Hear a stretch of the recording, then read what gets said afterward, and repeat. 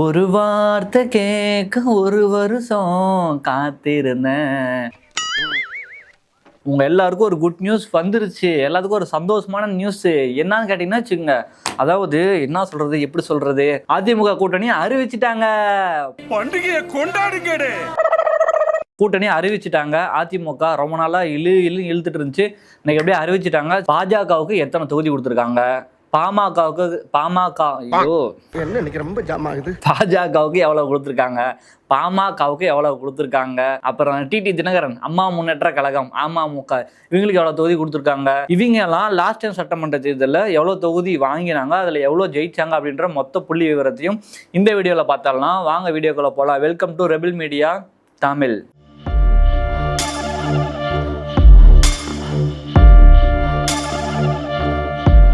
கடந்த கொஞ்ச காலமாவே ஹலோ எப்போ சார் கூட்டணி அறிவிப்பீங்க, ஓகே சார் டெல்லிக்கு போய்ட்டுன்னு சொல்ல போகிறேன் மறுபடியும். ஹலோ எப்போ சார் கூட்டணி அறிவிப்பீங்க, தமிழ்நாட்டுக்கும் டெல்லிக்கும் தமிழ்நாட்டுக்கும் டெல்லிக்குன்னு மாறி போய்கிட்டே இருந்தாப்புல. டெல்லிக்கு போகிறாங்க கூட்டணி பேசுகிறாங்க, தமிழ்நாட்டுக்கு வராங்க ரிப்பீட்டு, டெல்லிக்கு போகிறாங்க கூட்டணி பேசுகிறாங்க, தமிழ்நாட்டுக்கு வராங்க ரிப்பீட்டு, இப்படியே போய்கிட்டே இருந்துச்சு. ஆனால் எடப்பாடி பழனிசாமிக்கு ரவுண்டு கட்டி அடிக்குது. ஒரு பக்கம் பிஜேபி அவங்க வச்சு அப்படியே ஆட்டி படைக்கிறதா சொல்லிக்கிட்டு இருக்காங்க, இன்னொரு பக்கம் டிடிவி தினகரன் இந்த எலெக்ஷன்ல 2026 சட்டமன்ற தேர்தலில் நீ இரட்டை இலை சின்னத்துல போட்டிட்டா மொத்த செலவும் நாங்க பாத்துக்கிறோம், நாங்க இருக்கோம் அப்படின்னு சொல்லியிருக்காரு. அவரு அட முடியாது போடா அப்படின்னு அவர் சொல்லிட்டாப்ல. அதான் ரொம்ப ஒரு பிடிவாதமா இருக்காரு டிடிவி தினகரன். பயங்கரமான ஆளுங்க. அவரை பத்தி நான் நிறைய பேசலான்னு இருக்கேன் இந்த வீடியோல. ஸோ ஸ்கிப் பண்ணா பார்த்துக்கிட்டே இருங்க. ஓகே, நான் மேட்ருக்கு வரேன்.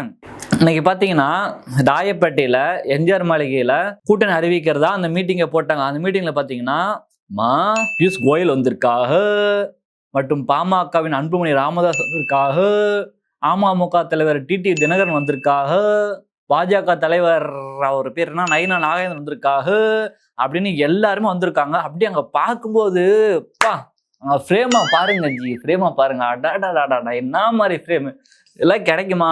டிடிவி தினகரன்லாம் 9 வருஷம் கழிச்சு மறுபடியும் அந்த ஆபீஸ்குள்ள வராப்புல. 9 வருஷமா வரவே இல்லையாமாங்க, பாவம். அப்புறம் நான் தான் அவருக்கு மேப் லொகேஷன்லாம் அனுப்புனேன். கரெக்டா வந்துட்டாரானே, கரெக்டா வந்துட்டீங்கல்ல, அது போதும். எல்லாம் ஒண்ணு சேர்ந்துட்டீங்களா, அது போதும்.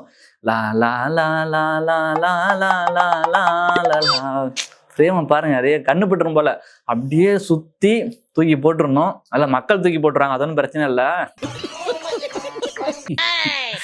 கூட்டணி அதாவது அந்த இதுல இன்னைக்கு கூட்டணி அறிவிச்சுட்டாங்க. பாஜகவுக்கு 27 தொகுதி அறிவிச்சுட்டாங்க. எப்படி சூப்பரா கொண்டாடுங்க பாஜக.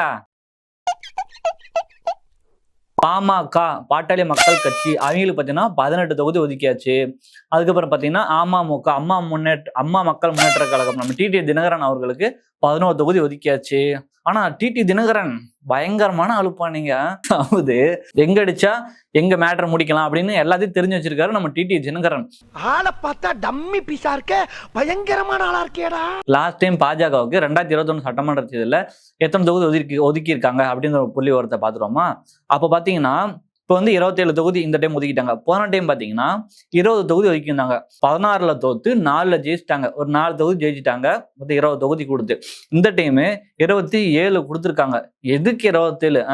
இந்த பாஜக பார்த்தீங்கன்னா வச்சுக்கோங்க, 2001 ஓகேங்களா, 1998 அப்பெல்லாம் சட்டமன்ற தேர்தல் நின்னாங்க, ஏடிஎம்கே கூட கூட்டணி போட்டு அதெல்லாம் விட்டுடலாம், அந்த பழைய கதை வேணாம் நமக்கு.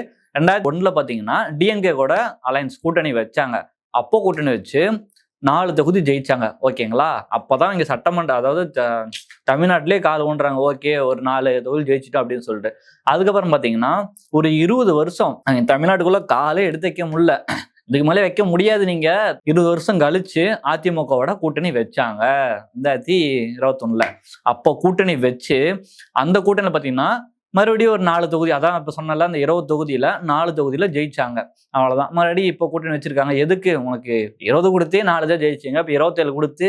பாமக லாஸ்ட் டைம் 23 தொகுதி இருந்தாங்க. ஓகேங்களா, இன்னும் அந்த கட்சியின் சின்னம் பாத்தீங்கன்னா எனக்கு தான் சொந்தம் அப்படின்னு சொல்லி தங்களோட அப்பா ராமதாஸ் அவர்கள் பாத்தீங்கன்னா வழக்கு தொடுத்திருந்தாங்க. அந்த வழக்கு போய்கிட்டு இருக்கு. அதுக்குள்ள நீங்க எல்லாம் ஒரு பக்கம் கூட்டணி வைக்கிறீங்க, அவங்க ஒரு பக்கம் சசிகலா அம்மாவோட கும்மால கூட்டணி போட்டு எப்ப முடியல. இது பாமக கதை. அடுத்து அப்படியே வந்தோம்னா டிடிவி தினகரன். அப்பா ஆனா பயங்கரமான ஆளுப்பா டிடிவி தினகரன் மட்டும். லாஸ்ட் டைம் சட்டமன்ற தேர்தலில் 165 இடத்துல நின்னாங்க, தொகுதியில் நின்னாங்க தெரியுமா. பயங்கரமான ஆளு. 165 தொகுதியில் நின்று எவ்வளவு ஜெயிச்சாங்க தெரியுமா? ஒண்ணுல கூட ஜெயிக்கல, எல்லாத்துலயும் தோத்துட்டாரு. கோவில்பட்டியில மட்டும் பாத்தீங்கன்னா செகண்ட் பிளேஸ் பிடிச்சிருக்காரு. ஒரு 56,000 சில்லற வாக்கு எடுத்து அந்த இடத்த மட்டும் செகண்ட் பிளேஸ் பிடிச்சாரு. பட் அவருக்கு 165 தொகுதியிலும் எதுவுமே கிடைக்கல. ஃபுல்லா 0 தான். இப்படி 0 இருந்தும் சத்தியமா சொல்றாங்க, இவர் 0 தொகுதியில எந்த இதுவும் ஜெயிக்கல. எந்த ஒரு பலமும் இல்லாம இருக்காரு. ஆனா எடப்பாடி பழனிசாமி பாத்தீங்கன்னா வச்சுக்கோங்க, இவர் கூட்டணி சேர்த்துக்கவே மாட்டாரு. அப்படி கூட்டணி சேர்த்திருந்தாலும் 11 தொகுதியெல்லாம் வாய்ப்பு இல்லை. ஏதோ 1, 2 கொடுத்துருப்பாங்க எடுத்துட்டு போடான்னு சொல்லி. ஆனா இந்த டைம் அதாவது சொன்னல, எங்க அடிச்சா எங்க வலிக்குன்னு எனக்கு காய் நகர்த்தணும்னு எனக்கு தெரியும் அப்படின்னு சொல்லி பிளான் பண்ணி 11 தொகுதி கேட்டு வாங்கியிருக்காரு. எதுக்குப்பா டிடிவி, எதுக்கு அந்த குக்கர்ல வச்சுக்கிட்டு, ஐயோ குக்கர் சின்னம் வச்சுக்கிட்டு, குக்கர் சின்னம் எதுக்கு எடுத்தீங்க அதை முதல்ல சொல்லுங்க, எனக்கு அதாவது புரியல, எனக்கு எதுக்கு அந்த குக்கர் சின்னம். அதிமுக எவ்வளவு தொகுதியில் நிக்க போறாங்க அப்படின்ற ஒரு கொஸ்டின் நம்ம எடப்பாடியார் அவர்கள்ட்ட கேட்டோம். அதுக்கு அவர் வந்துட்டு எங்க இருங்க சொல்றேங்க அப்படின்னு சொல்லிட்டாரு. அதாவது இன்னும் சில சின்ன சின்ன கட்சிகள் இருக்குல்ல, இது பாமக, பிமக, அதான் நிறைய கட்சி இருக்கு. கட்சி பேர்ல ஒன்றும் தெரியல. குட்டி குட்டி கட்சி நிறைய இருக்கு. அந்த அதிமுக மாதிரி சின்ன சின்ன கட்சியெல்லாம் இருக்குதுல்ல, அந்த கட்சிகள்லாம் சின்ன சின்ன 1, 2, 3 எல்லாத்தையும் ஒதுக்கிட்டு அதுல மிச்சமதிக்கிறத மறுபடியும் சொல்றேன், அறிவிப்பு கொடுக்குறேன் அப்படின்னு சொல்லியிருக்காரு. அதாவது இன்னைக்கு முடிவாயிருன்னு சொல்லியிருக்காங்க. இதோட டீட்டெயிலாம் பார்த்தீங்கன்னா நம்ம நாளைக்கு பேசுவோம், ஓகேவா? அதாவது சில பேர் என்ன சொல்றாங்க அப்படின்னா, கூட்டணி பார்த்தீங்கன்னா டெல்லியிலே பேசி முடிச்சாச்சு. எப்படி டெல்லியிலே கூட்டணியில பேசி முடிச்சாச்சு, அப்புறம் இங்க எதுக்கு நீங்க கூட்டணி போட்டீங்க அப்படின்னு நான் கேட்கல. ஒருத்தர் பார்த்தேன், ஒருத்தர் கேட்டிருந்தாங்க அந்த லைவ்ல சைட்ல போகல கமெண்ட்ல ஒரு மக்கள் கேட்டிருக்காங்க, டெல்லியிலே கூட்டணி பேசியிருக்காங்க, அப்புறம் இங்க கூட்டணி பேசுற மாதிரி பேசி எப்படி அறிவிக்கிறீங்க?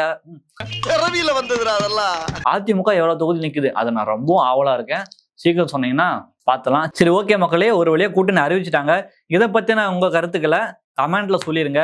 இப்ப எடப்பாடி சார், நீங்க பேசாம கொஞ்சம் 27 தொகுதி கொடுக்கறதுக்கு பதிலாக பேசாம கட்சி வித்துட்டு போயிருங்களா?